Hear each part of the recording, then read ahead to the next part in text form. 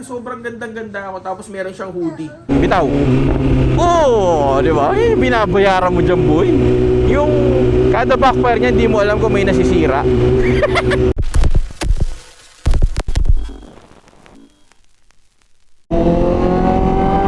Kung ikaw gusto mo medyo maangas ka papasok ng opisina, yung hindi ka ganun kahirap, hindi rin ganun kainit yung biyahe mo, CB650R, yan, yung gamit-gamit ni Paul na yan, solid bike yan, promise. Medyo may kabigatan lang siya compared sa MT-07.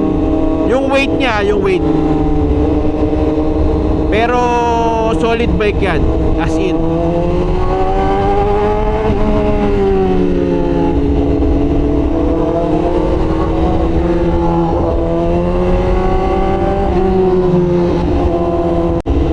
Maganda kasi dyan sa CB, inline 4. So kung mahilig ka sa mga tunog big bike talaga, titignan ka sa kalye, yan.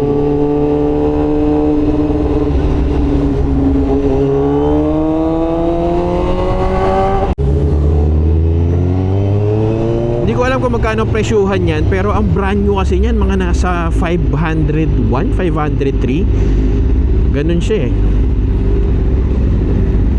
Swabe yan, napakadaling set-upan.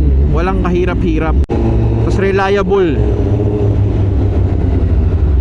May kung titignan mo, diba? Swabing swabe. Siguro makakabili ka dyan mga nasa 450.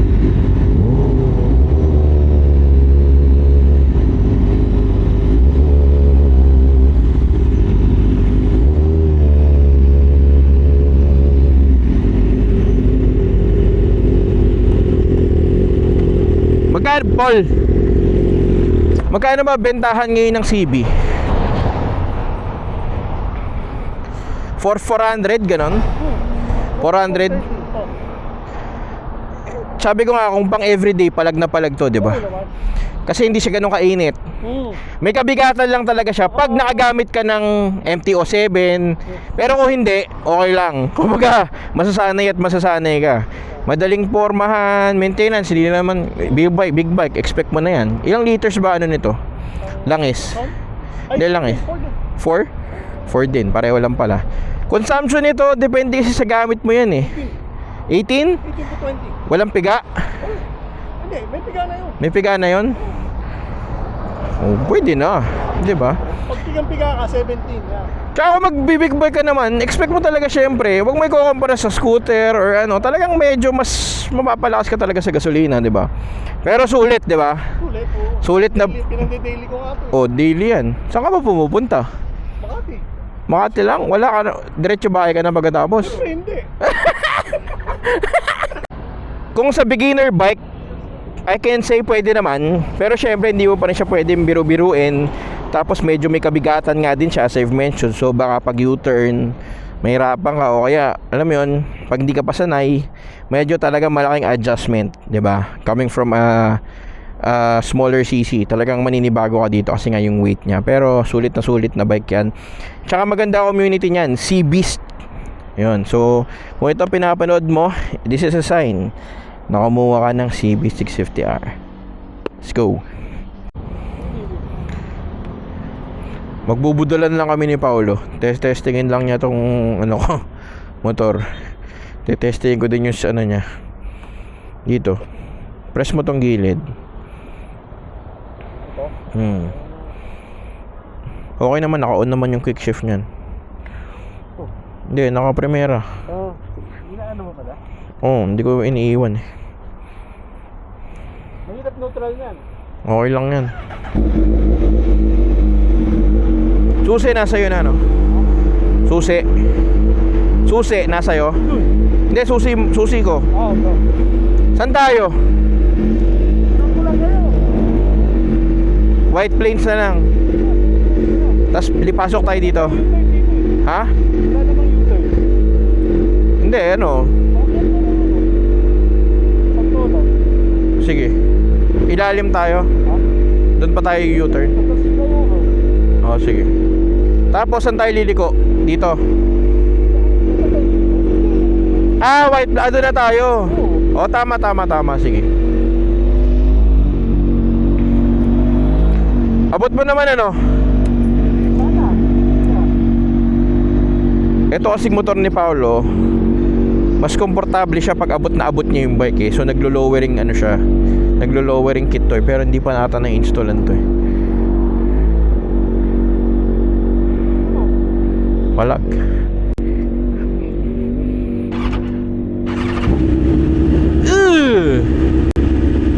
Naka-road lang siya, naka-road. Iba yung gigil ng ano, S1 eh, no? Lambot ng preno.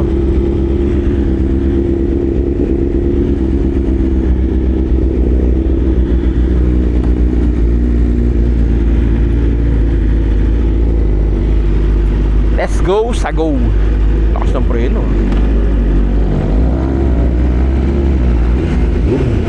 Whoop! Recording. Pasok.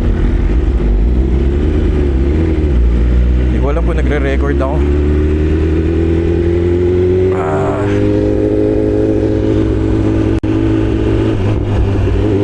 Yan yung gusto ko eh. Pag nagbitaw ka ng throttle, you know, backfiring. Bitaw. Oh, di ba? Eh, binabayaran mo dyan, boy. Yung kada backfire niya, hindi mo alam kung may nasisira.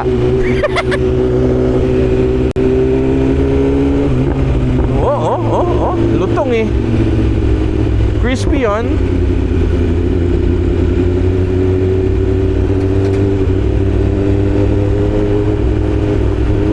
Ito si Paolo. Gaan lang din ito. Mas feeling ko mas aggressive yung ano, yung riding position ng ano, Fireblade. Para sa akin mas komportable ito. Hindi siya yung talagang alam mo yun, yung clip-ons niya parang mas mataas. Ganun yung pakiramdam.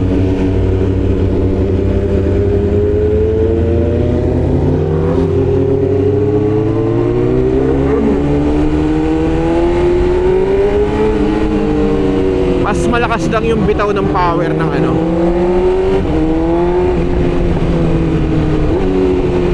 ng CBR. Para sa akin yung first impression natin.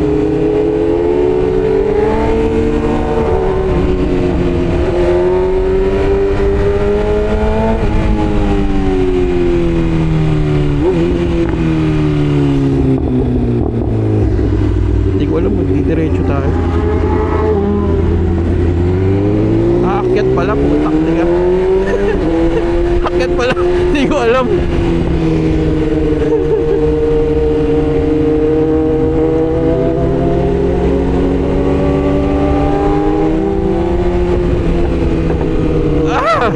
Ganda ng tunog, no? Hindi siya ganun kawalwal, pero grabe yung ano, backfiring. Di ba? Hindi na parang piprito lang ng chicharon eh.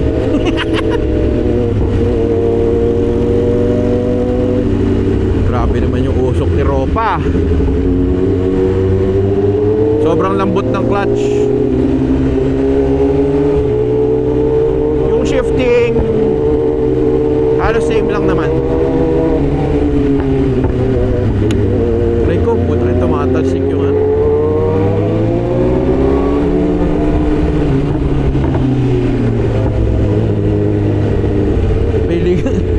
Makita ko sa inyo.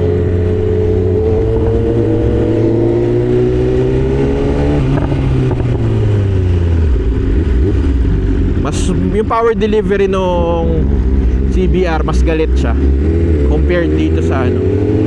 Hindi ko alam, baka nakatune kasi yung CBR, hindi ko sure. Tsaka hindi rin nakasagad to eh, naka road lang. Mahirap pag pinagkakalikot na natin eh. Ako lang talaga, sa totoo lang, alam mo, hindi ako mag-S1000 RR dahil sa performance, dahil sa itsura. Kasi puging-pugi talaga ako sa S1.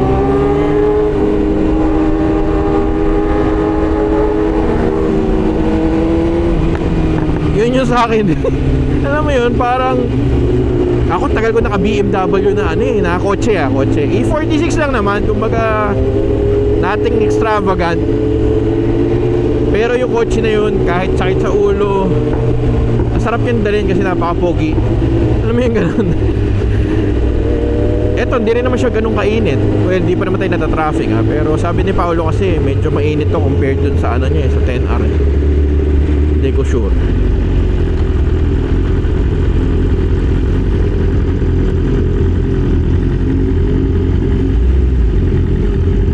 Okay ko na.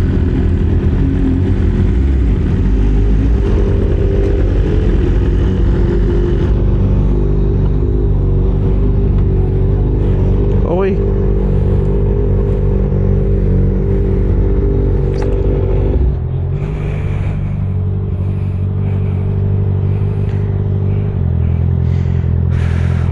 Sarap. Napaka-pogi. Ang pogi mo. Mas ano to, no? Parang mas relax yung riding mo dito. Ha? Dito. Ganunin mo lang. Paangat. Hindi, paangat. Ganunin mo. Yan. Parang mas relax to, no? Yung riding position mo dito. Oh, hindi siya ano, hindi siya ganun. Medyo parang nakaano ka. Oh? Naka-reset yan eh. Preno? Hindi ko ba alam mo ba? Alam mo ba hindi ko pa nagagamit yung preno sa likod simula nung nakuha ko yan. Baka kaya. Hindi ko pa gumana naman. Hindi ako na-memorize sa likod kasi. Bago pa pala yung pad sa likod ko. Ano to, naka-road. Iba pa pagka dynamic yung ano, malayo difference. Hindi. Hindi ko ginalaw eh, takot ako eh. Ha? Hindi ko sinubukan eh. Mahirap din pagkagabi kasi. Sa susunod, mas magandang ano, ride impression. Yeah. Solid. Magkakaroon din tayo niya. Wait ka lang. So dito tayo mga bro sa ano, Army Navy. Utang ka CB pa oh. Ay si ano. Dami na ka CB no. Ang ano? 1,000. Isang gamot? Isang gamot yung raspberry. Yung motor ni Paul, okay yun. Kung gusto nyo, technically hindi ko siya masasabing good as a starter bike, beginner bike. Kasi medyo, sabi mo, may kabigatan talaga siya. Dapat yung muscles mo mga ganyan. Hindi kasi pag nag-big bike ka boy, maninibago ka sa bigat niya pag mabagal. Kunwari, mag-u-turn ka. Tapos hindi problema pag hindi mo paabot.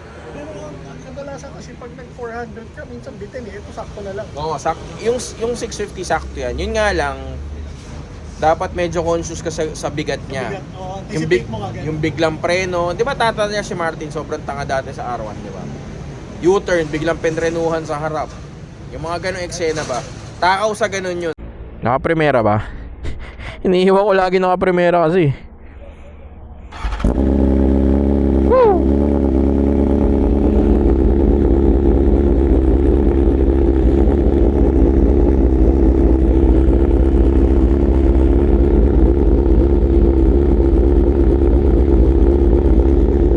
Magkaiba yung ano niya eh. Magkaiba yung, actually hindi na cold start yung sa akin eh. Mainit-init pa yung engine ko eh.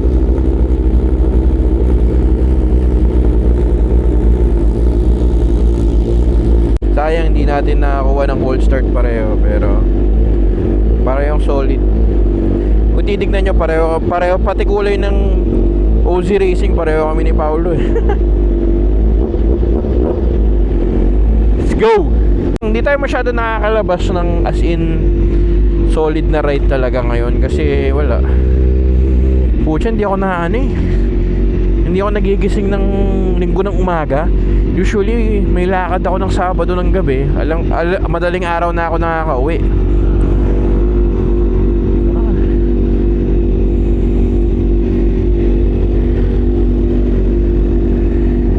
So nangyayari, wala.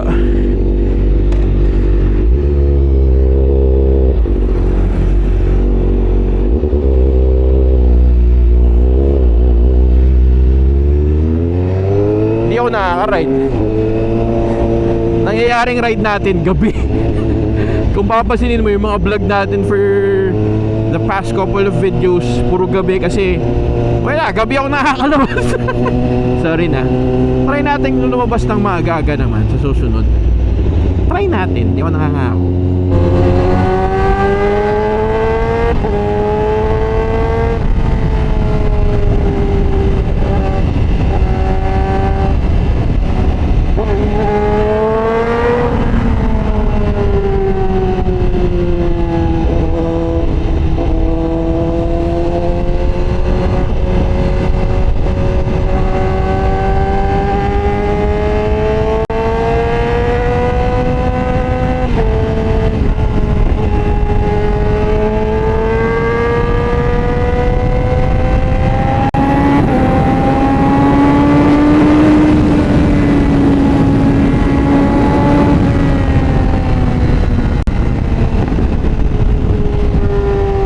Dito tayo ngayon sa Moto Market Libis.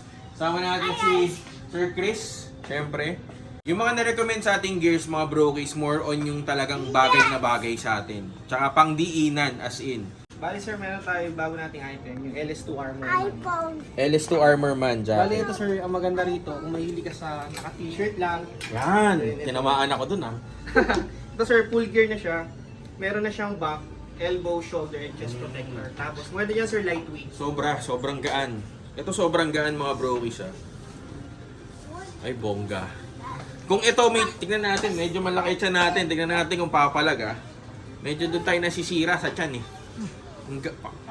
parang jersey lang Yes sir, parang jersey lang po. Kasi ito mga brokies, yung elbow niya, shoulder, parang hindi siya matigas. Yes sir. Yung malambot, di ba? Ito ang susi, syempre. Ayan Oh. Bagay ba? Yes sir. Bagay Anong size to? Size 2XL sir. 2XL. 2XL pala. 2XL pala siya, kaya medyo malungkot. Pero, Nakakapayat siya. ganda. So mga brokies price na is 6,990 pesos. Ito, sa totoo lang, kunwari meron kang t-shirt sa loob. Ganda yung design na niya, pero kung gusto mong patungan ng jersey, pwede rin, Hindi halata. Kasi hindi siya hindi siya sobrang laki. Ganda. Kasi sabi nila, di ba, nasa era na tayo ng pagpapayat ngayon. Kaya bagay na bagay sa atin to, boy. Ikaw, ang ingay mo, gumukuha ka na naman ng exposure sa vlog, Sa item natin, brother. Dainese sir. Boy, ito yung pangarap nating gloves, Ito yung kahit ayaw mo mag-gloves, nasa bahay ka lang, susuotin mo talaga. Ang size ko sa gloves, medium. Ganda. Ito mga brokies, Ergotech na Dainese gloves. Ganda. Hindi siya yung leather, alam mo yung leather na medyo matigas, Yes, sir. Para siyang parang Malambot siya. Oo. Parang pa-mesh type pero maganda yung quality. Ganda nito, boy, Ano mo? 7,990. Diyos ko, Dainese yan, boy, Diba? Ganda ba? Ganda, Sheesh. Nakaka-excite magmotor nito, ganyan, sobrang sipag mo magmotor pag bago gamit. Next item natin mga bro is ito talagang ni-request ko kasi napakaganda talaga nito. Nasukat ko to last time pa. December pa ata yun. Basta sobrang ganda. Next natin is itong Macna na jacket. Tignan mo yung itsura. Anong bro? Recent. Recent. Nalabas ko na sa sa video to Pero tignan mo yung itsura. Diba? Oh. Diba? Sa jacket, size 54 ako. Pero ito, meron siya mga leather, may mesh. Mesh tawag dito Yes po. Actually, ito yung mesh natin sir, mas breathable. Oo. Mas 3D na siya sir. Maganda. Ito talaga sobrang gandang-ganda ako. Tapos meron siyang hoodie. Actually, kung magta-travel ka, tayo mga, pwede yung, masikip ba siya? Ay, nakalock. May lock pala siya. May lock pala yung hoodie. Galing Kahit magta-travel ka sa totoo lang, pwede mong gamitin to. Diba? Sobrang ganda nito. Price ito, 19,900. 19,990. Macna na jacket na recent. Kahit maabot ang ulan. Pag naabot ka ng ulan, sumilong ka kasi madudumi. Joke lang. Di ba, tingnan yung likod? Yung fit niya saktong-sakto lang sa akin, 54. Pero mag-gym kasi ako, medyo magkakamasels tayo ng onti eh. Di ba? So baka sumikip sa akin to. Char. Yung may protection pa dito. Rubberized. Tsaka pag suot mo siya, hindi siya yung alam mo, may mga jackets talagang hindi ka makakilos. Ito kahit naka sports bike ka, titestingin pa rin naman natin kahit nakayuko kang ganyan. Di ba? Oh, wala akong tiyan oh. Gulo mo dyan. Ganda. Panalo to boy, nakaka-excite. Di ba gusto kong vlog? May mga binubuksan tayong bago. Juggernaut. Mac na Ultrax na gloves. So solid ang items ng Mac na ngayon Tsaka siya eh, parang pwede siyang pang sports bike din eh. Kung kumbaga sa akin yung kumbaga yung ginagawa nating ride. Ito mga brokies, Mac na Ultrax. So leather siya. Tapos yung dito niya parang ano ba tawag din? Medyo parang rubberized Ayun yung additional stretchable. Ganda. Solid to. Stig. Tapos may mga Oh, magkadikit yung hinliliit mo. Ano ba to? Ring finger ba to? Ganda. Diba para feeling racer ka na onti. Chair lang. Ganda. Magkano to? 6,490 sir. 6,490. Sabi mo mahal, kamay mo naman yan boy pag naubos yan sa kalsada yung papalit mo. Diba? Tsaka sa totoo lang sabihin nyo ang mamahal ng riding gears, ganyan. Isipin mo, if you have like a 1,000cc bike, hindi mo alam mo naman yung takbo mo, hindi mo naman papatakbo yun ng mga 50-60 lagi yan, di ba? There are times na talagang magsi-spirited riding ka. Sometimes you have to dress na talagang may expect mong masisemplang ka. Para kung masemplang ka, at least, di ba, protected ka. Right? Last item natin mga bro, anong name ulit? Tai Chi Dry Master. Tai Chi na Dry Master. Ako kasi nahihilig ako ngayon sa meron naman tayong mga riding shoes, pero enjoy kong suotin yung Converse ko na all leather, yung all black. So, sabi ko, mas okay pa rin yung pag nadali ka dun, bali talaga pa mo eh. Ito, might as well invest na rin sa mga riding shoes. Riding shoes talaga, hindi yung mukhang riding shoes. Saka yung Converse kasi mukha na siyang riding shoes eh, no? Pero ito, maganda to, Tai Chi. I think waterproof din siya. Yes, sir. Waterproof din, di ba? So hindi ka uuwing basa ang medyas. Dito naman sa Moto Market, they have items na pag sinabing waterproof, legit waterproof siya. Pare, magaganito ka. Diyos ko, kahit sobrang mahal niyan, wala. Bali pa mo dyan. Tapos, maganda dito mga browies, Juggernaut. Kulit nito. Hindi ka na kailangan magtali. Meron na siyang parang BOA technology. Ikot-ikutin mo na lang yan. Ay, nako, ang hirap. Kaya kayo mga bros, huwag kayo mag-aanak. Promise. Ayan, Tapos press, no? Yes sir. Okay na yan sir. Ay, okay na pala. Ang ganda. Ang ganda, kaso puti. Puti ba yung ganda nito, no? Ang ganda nito. Sakto lang 11 pala sa akin. Magkano ulit to? 11,690. 11,690. Sabi mo mahal, bumibili ka nga ng mga Jordan na dyan. Diyos ko. Tsaka magkano ba yung motor mo? Besan mo. Pero parang normal lang siya, promise. Parang normal shoes lang siya. Ganda. Soto. Sobrang ganda. So ito pinapanood mo, ito na ang sign na pumunta ka ng Moto Market, Moto World, Moto Style, or even check their website, motoworld.com.ph. Grabe mag-promote, endorser. Then nakakatuwa, di ba? So, we're off to a great start of the year, syempre. Big shoutout Moto Market kay Brother Kristen, syempre. Punta lang kayo dito, napakaganda ng store ngayon dito sa Moto Market Libis. Medyo yung Mac na section dito sobrang solid. Check out their items, di ba? Pagpakita mo.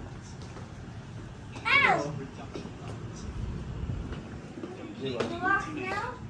Ang tagal mag-ikot ng cameraman natin. Parang naka-slow mo.